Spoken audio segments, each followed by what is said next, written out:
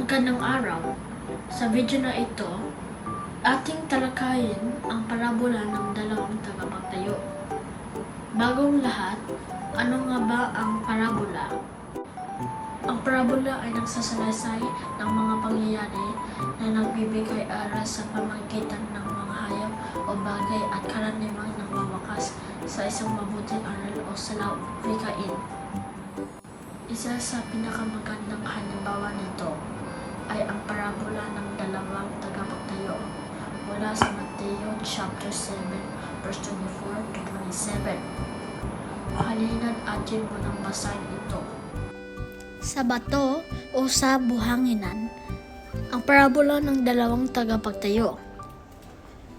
Kaya't ang bawat nakikinig at nagsasagawa ng mga salitang kung ito ay maitutulad sa isang tao matalino na nagtayo ng kanyang bahay na ang pundasyon ay bato.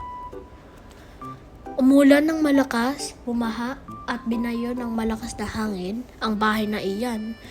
Ngunit hindi nagiba sapagkat nakatayo iyon sa bato. Ang bawat nakikinig ng aking salita, ngunit hindi naman nagsasagawa ng mga ito ay maitutulad naman sa isang taong hangal na nagtayo ng kanyang bahay sa buhanginan.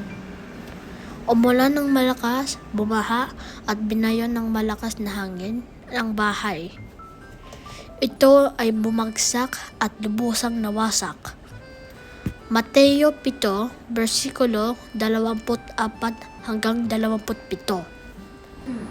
Ano kaya ang aral sa parabola na ito?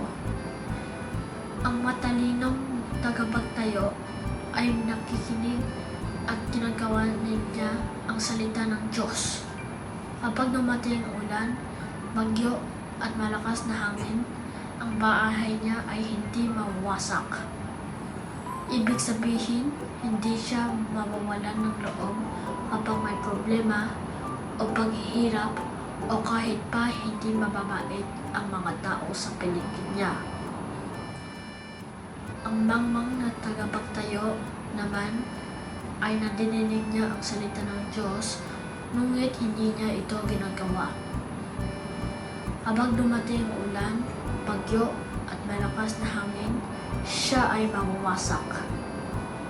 Ibig sabihin, madali siyang mawawalan ng loob kapag may problema o paghihirap o hindi mabait ang mga tao sa paligid niya.